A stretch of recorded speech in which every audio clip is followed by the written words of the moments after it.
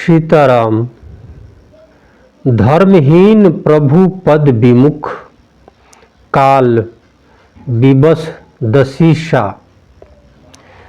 तेहि परिहरि गुण आए, सुनहु कौशल धीसा। अंगद जी रावण के दरबार में अपने पैर को जमाते हैं और चुनौती देते हैं कि जितना वीर है ये पैर उठा ले। सब वीर थक जाते हैं, हार जाते हैं, तो स्वयं रावण अंगद के पैर उठाने चले आते हैं। तो अंगद जी कहते हैं कि मेरे चरणों को पकड़ो मत, मेरे चरणों को पकड़ो मत, राम जी का चरणों को पकड़ लो, आपका कल्याण होगा। और अपने चरण को खींच लेते हैं अंगद जी। उसी समय रावण का मुकुट पृथ्वी पर गिर जाता है और रावण का मुकुट अंगद जी झट से उठा लेते हैं और भगवान श्री रामचंद्र जी के पास फेंक देते हैं। और वहां से अंगद जी रावण के दरबार से चले आते हैं अपने स्वामी श्री रामचंद्र जी के पास। तो भगवान श्री रामचंद्र जी अंगद से पूछते हैं कि हे अंगद, सच बता, तुमने ही यह मुकुट फेंका है? तो अंगद जी क्या कहते हैं कि हे स्वामी, वह मुकुट राजा के रावण के था, जो रावण पापी हो गया था, धर्महीन हो गया था, जिसके कारण से राजा के पास 4 गुण होते हैं: साम, दंड, दान और भेद। हे प्रभु, रावण पाप से भर गया है था या भर गया है, जिसके कारण से उसके पास से 4 गुण आपके पास चले आए हैं। वही रावण का मुकुट है। भगवान श्री रामचंद्र जी अंगद को अपने गले से लगाते हैं और पूछते हैं कि अंगद, वहाँ का समाचार बताओ जिस कारण से हमने तुझे भेजा है। अंगद जी कहते कि हे स्वामी, हे राम जी, मैंने बहुत प्रकार के नीति से रावण को समझाया, लेकिन दुष्ट रावण एक भी बात नहीं माना। मैंने वीर रस, ज्ञान रस, ध्यान रस, सत्य वचन के द्वारा सब कुछ समझाया, लेकिन रावण कुछ भी नहीं सुना। इसके पश्चात श्री रामचंद्र जी अपने मंत्रियों को बुलाते हैं, हनुमान जी का, जमवावन जी का, महाराज सुग्रीव, ये सब मुख को बुलाते हैं और कहते हैं कि युद्ध की तैयारी की जाए। और रामचंद्र जी की आज्ञा से 4 भाग में वानर सेना दल को बांटा गया, क्योंकि लंका का 4 रास्ता था, 4 किला था, तो चारों दरवाजे पर 4 प्रकार की, 4 ढंग की सेना को नियुक्ति की गई। अब रावण अंगद के बात से दुखी होकर अपने महल लौट गया। तो मंदोदरी कहती है कि हे स्वामी, रिश्तेदारी और बैर बराबरी वाले से की जाती है।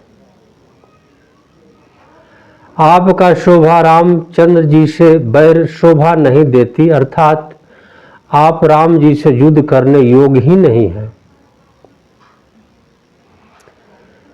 मंदोदरी कहती कि हे स्वामी, आप बड़े बड़े डींग हाँकते हैं, लेकिन जनक पुत्री के सीता स्वयंवर में जब रामचंद्र जी सीता को ब्याह लिए, शादी कर लिए, तो उस सभा में आप भी वहां थे।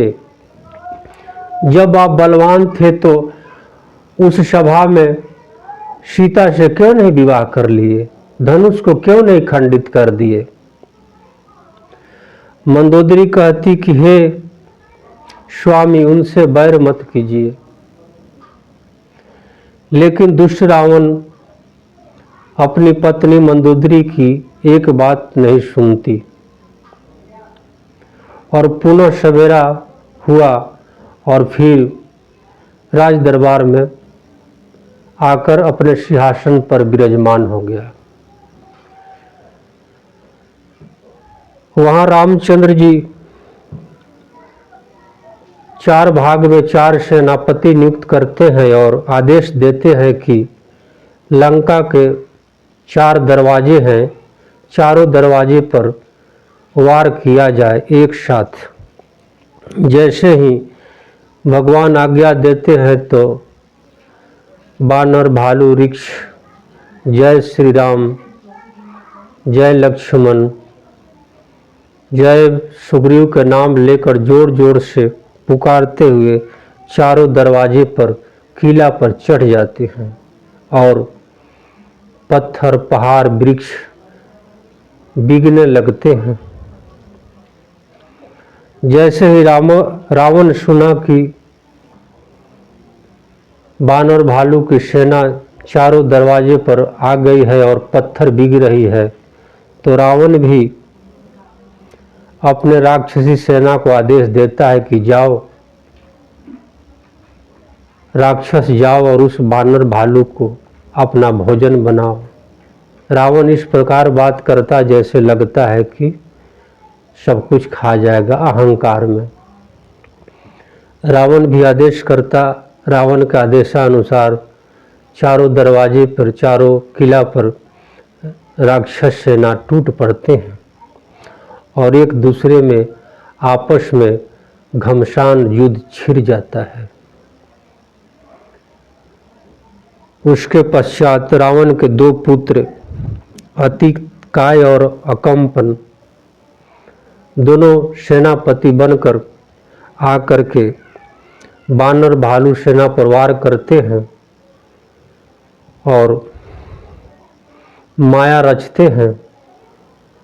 आकाश से पत्थर बरसाते, विलीन हो जाते। राक्षस माया रचते।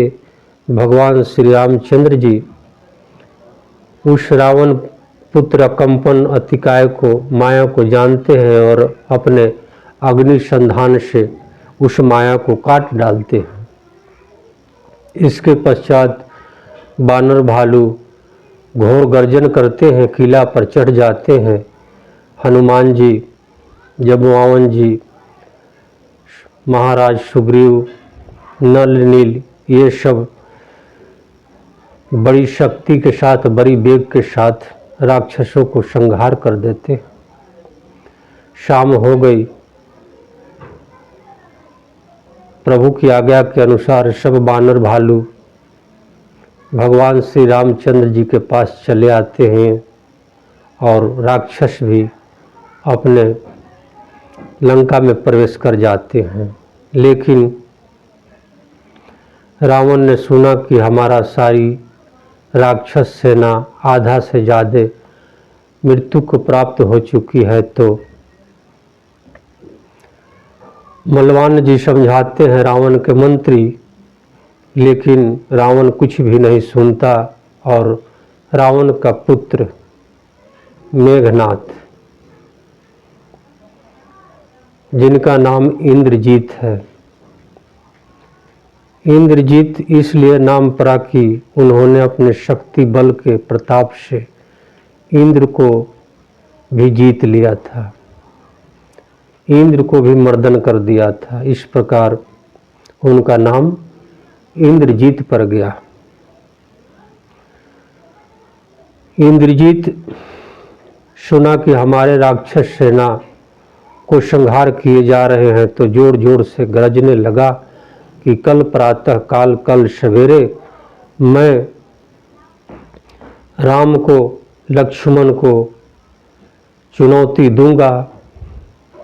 इस प्रकार जैसे गरजने लगा तो रावण जोर जोर से हंसने लगा और अपने पुत्र मेघनाथ को आशीर्वाद देता कि ठीक है पुत्र, तुम कल प्रातः काल युद्ध के लिए तैयार हो जाओ। मेघनाथ अपने पिता रावण की आज्ञा लेकर प्रातः काल सेना सजाकर, राक्षसी सेना को सजाकर रण क्षेत्र में जोर जोर से गर्जन करते हुए आ जाता है और मेघनाथ इतनी शक्ति, इतनी वेग के साथ प्रचंड धनुष चलाता है कि बानर, भालू, वृक्ष सब भागने लगते हैं। बेहाल मच जाती है। बानर, भालू, वृक्ष भागने लगते, कोई किसी को एक दूसरे को पूछता नहीं, विवश हो गई। बानर भालू आपस में कहने लगे कि ऐसी स्थिति रही तो हमारी हार हो जाएगी। और मेघनाथ जोर जोर से बोलने लगा कि कहाँ है राम, कहाँ है उसका भाई लक्ष्मण, कहाँ है हनुमान, कहाँ है महाराज सुग्रीव और कहाँ है हमारे चाचा दुश्मन विभीषण। मैं उन सबको जान से मार दूंगा, हत्या कर दूंगा। इस प्रकार मेघनाथ जोर जोर से गरजने लगा। मेघनाथ के गर्जन से लक्ष्मण जी क्रोध में आ जाते हैं और लक्ष्मण जी अपने भाई रामचंद्र से आज्ञा मांगते हैं कि भैया आप मुझे आज्ञा दीजिए, मैं उस रावण पुत्र मेघनाथ को अभी सबक सिखाता हूँ, वध कर दूंगा। इस प्रकार लक्ष्मण जी अपने भाई रामचंद्र जी से आज्ञा लेते हैं और रण क्षेत्र में चले आते हैं। जैसे ही मेघनाथ लक्ष्मण को देखा तो और जोर जोर से गरजने लगा। लक्ष्मण जी भी काफी वेग में आ गए, क्रोध में आ गए और एक दूसरे पर भिड़ गए। इतनी प्रचंड धनुष चली, इतनी बाण चली कि धरती डोलने लगी। समझ में नहीं आता कि कौन वीर है, कौन जीतेगा, कौन हारेगा। इतनी तेज ध्वनि से भयंकर आवाज धनुष करने लगी कि चारों तरफ पृथ्वी डगमगाने लगी, आकाश में तारा भागने लगा। इस प्रकार भयंकर आवाज होने लगी। बहुत देर तक काफी मेघनाथ और लक्ष्मण जी में युद्ध चला। लक्ष्मण जी हारते नहीं, मेघनाथ को पछाड़ देते, धनुष काट डालते, बाण काट डालते। तो मेघनाथ मन में विचार किया कि इस प्रकार अब काम नहीं चलेगा और उसी समय मेघनाथ अंतर्ध्यान हो गया। मेघनाथ अंतर्ध्यान हो गया और जोर जोर से गर्जन करने लगा, कभी इधर, कभी आगे, कभी पीछे। मायावी था, माया का भेद जानता था। लक्ष्मण जी कभी बाण संधान करते तो छिप जाता, कभी पूरब, कभी पश्चिम, कभी उत्तर, कभी दक्षिण। इस प्रकार आकाश में दिखने लगा, कभी लुप्त हो जाता, कभी दिखाई देता। लक्ष्मण जी प्रयत्न करते कि मैं उसे वध कर दूं, लेकिन मेघनाथ माया से प्रचंड शक्ति अर्थात दिव्य शक्ति, दिव्य रूप शक्ति छिप करके शक्ति बाण चला दिया। मेघनाथ छिप करके अंधेरा में लक्ष्मण जी के ऊपर शक्ति बाण चला दिया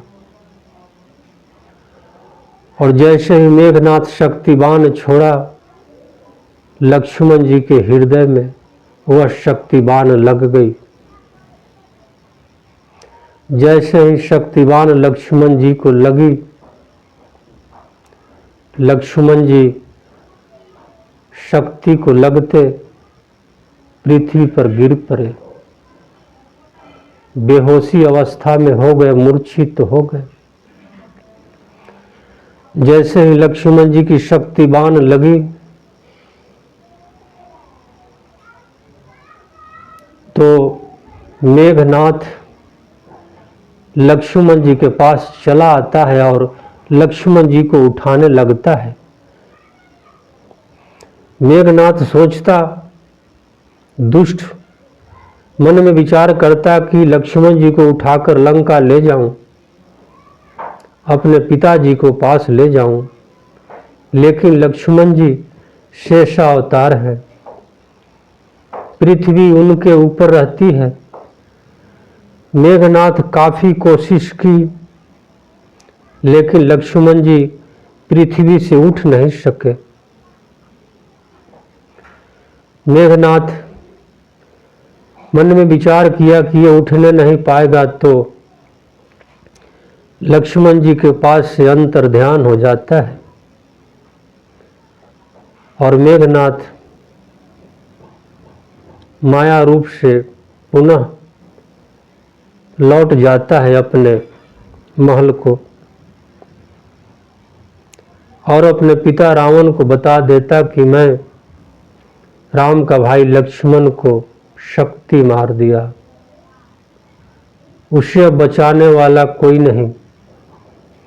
इस प्रकार मेघनाथ जोर जोर से गरजते हुए अपने पिता रावण को कहने लगा कि पिता श्री, राम का भाई लक्ष्मण को हमने शक्ति मार दी। यह ऐसी शक्ति है कि वह उसे अब कोई बचा ही नहीं सकता। रावण भी अपने पुत्र का वीरता देखकर जोर जोर से हंसने लगा और अपने पुत्र मेघनाथ को आशीर्वाद देने लगा। यहाँ लक्ष्मण जी रण क्षेत्र में बेहोशी अवस्था में पृथ्वी पर लेट गए। उसी समय हनुमान जी लक्ष्मण जी को गोद में उठा लेते हैं और आकाश मार्ग से हनुमान जी लक्ष्मण जी को गोद में लेकर भगवान श्री रामचंद्र जी के पास चले आते हैं। यहाँ रामचंद्र जी मन में शंका कर लेते हैं कि कुछ न कुछ लक्ष्मण को हो गई, कुछ अनहोनी हो गई। इस प्रकार रामचंद्र जी व्याकुल हो गए और जैसे ही देखते हैं कि हनुमान लक्ष्मण को गोद में लेकर आ रहा है और रामचंद्र जी अपने भाई को देखते हैं बेहोशी हालात में, शक्ति लग गई, तो रामचंद्र जी अपने भाई लक्ष्मण को गोद में लेकर विशद करने लगते हैं, विशद करने लगते हैं और मन में नाना प्रकार की दुख वाली बातें सोचने लगते हैं। इस प्रकार रामचंद्र जी अपने भाई लक्ष्मण को शक्ति लगने से बहुत दुखी हो जाते हैं। इस कथा को मैं यहीं पे विराम देता हूँ। आगे दूसरे वीडियो में मैं आपका लक्ष्मण जी का क्या हुआ इसके विषय में बताऊंगा। सीताराम सीताराम सीताराम।